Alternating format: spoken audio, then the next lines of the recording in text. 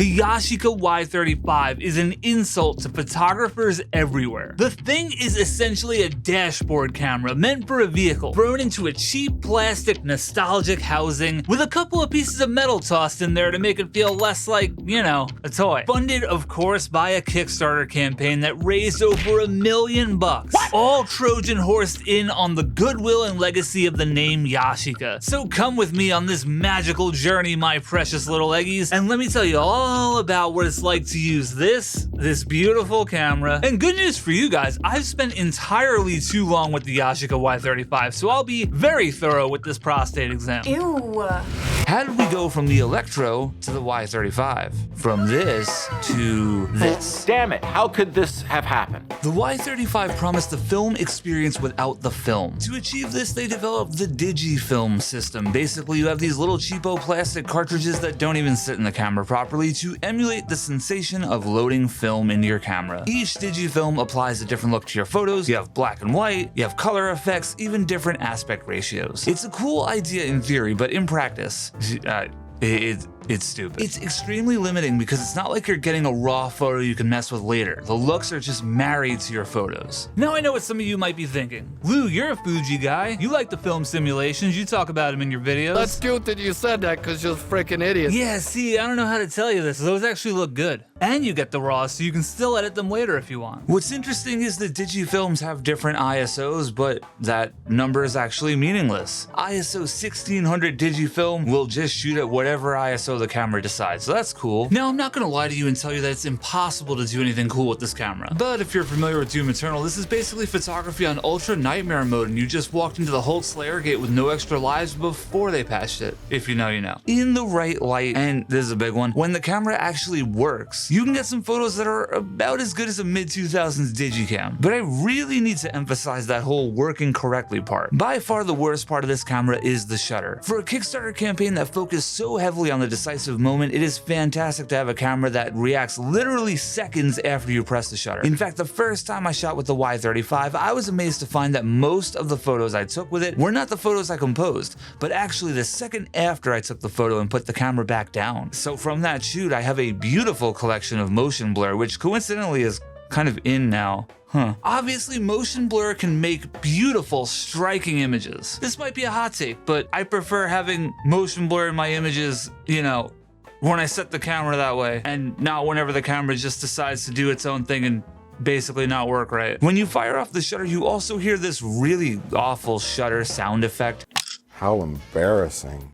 The rolling shutter is majestically bad. It is sensationally terrible. It is one of the worst cases of rolling shutter I have ever seen. Though I will say the rolling shutter sometimes produces some pretty humorous results, also known as nightmare fuel. Turns out the Leaning Tower of Cheesa was in Stanford all along. The flappy SD card door is so fiddly, cheap, and infuriating. So much so, actually, that, yeah. Would you be shocked if I told you the viewfinder was wildly inaccurate? Because the viewfinder is in fact wildly inaccurate. The photos come out way wider than what you see in that viewfinder. In this shot, I framed up for the tops of the building and the fire escape, and this is what the photo actually looks like. Viewfinder? Hardly know her. And now join me, if you will, for a little bit of surgery. Let's just open this sucker up real quick, and oh wow, would you look at that, a piece of metal to make the camera feel heavier. And when you dig deeper, oh wow, would you look at that, a second piece of metal to make the camera feel heavier. $1.28 million, ladies and gents. The lens is actually just a plastic shell for a much smaller camera within the camera. And most importantly, JL3272A. No, I'm not having a stroke, and that's not a car license plate number, but it does have something to do with a car. It's actually a chipset found in a dashboard camera. Lakeside Toyota did a review of one if you're interested to see how the dash cam works. Now, quick side note here, I found this out from Point and Shoot Club's teardown of the camera. I'm gonna link that in the description below. But weirdly, my Y35's board looks a little bit different from theirs. Not sure if it's the same exact camera, but it looks pretty similar to me. So yes, the Yashica Y35, the camera that people paid $150 for on Kickstarter, is using a dash cam. Using the string fruit to puppeteer the corpse of a once beloved camera only to shove a dash cam into it is like, that's a unique kind of twisted. Something else that needs to be studied here is how this camera came to be. I'm not gonna bore you with the whole history of Yashica as a company, but here's what you need to know. Yashica has a legacy in the photo world going all the way back to 1949. But over the years, the ownership of the company changed hands, and in the 2000s, they turned it over to a Hong Kong-based conglomerate, and truly, as they say, that's when Yashica left the chat. The Yashica you loved is dead! It's gone! Much like how you'll find Kodak AA batteries and Polaroid video game controllers, Yashica's name is licensed and is thrown onto all sorts of crap. Want to play a fun little game? Let's play Spot the Difference between the Yashica City and this random unbranded camera from some Chinese website. Apart from the Yashica badge, which looks like it's photoshopped on there, the Yashica City is $226 and the unbranded camera is $67. Funny how that works, huh? Obviously, the Yashica Y35 was sold on the goodwill and the legacy of Yashica. It raised over $1 million on the name and the nostalgia alone. And somehow, despite this camera being one of the worst things humanity has ever created, people still back Yashica Kickstarter campaigns. In fact, as of recording this video, they are wrapping up another Kickstarter. That makes Kickstarter number 6 for them. 6, bro!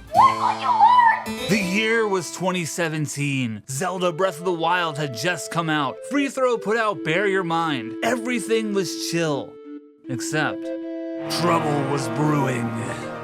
Yashica teased a comeback campaign with a video series titled The Silence of Story. It got people hyped, they launched the crowdfunding campaign, scammed people out of $1.28 million, and thus the Y35 was born. But why, you ask, do I call their crowdfunding a scam? First off, we see the word Japan thrown around a whole lot here. Location, Japan. Yashica, Japanese camera brand since 1949, with almost 70 years experience in camera and optics development. Japan. Yet curiously, the Kickstarter was requesting Hong Kong dollars. Interesting. Now, I may be an American. Some of us are not exactly known for being experts at geography, but I'm pretty sure Japan isn't in China. The Kickstarter campaign was riddled with crazy rough translations to English. Taste as analog camera. Huh? Every Y35 image is real, carefully captured in its true moment. And here's a couple of my favorite knee slappers. It features a glass lens for super sharp photos. Wrong. The above photo is for reference only. It just intends to illustrate the style and mood. Yes, of course. Please don't show me any sample photos from the product I'm about to buy. The bottom line is MF Jepsen Group, whatever they are, along with the help of Kickstarter and Backer Camp, use the Yashica name to stir up a buzz in the analog photography community. They use the tradition, all the right buzzwords, and the brand recognition to lure people in. And it worked. They made a lot of money. You can't keep getting away with it! So yeah, if you're into bad cameras and even worse companies, this one will be right up your alley. The Yashica Y35 is biblically vile. It's like some sort of plague. Anyway, let's plug this sucker into the Owen Wilson rating system, and I'm giving the Yashica Y35 a big,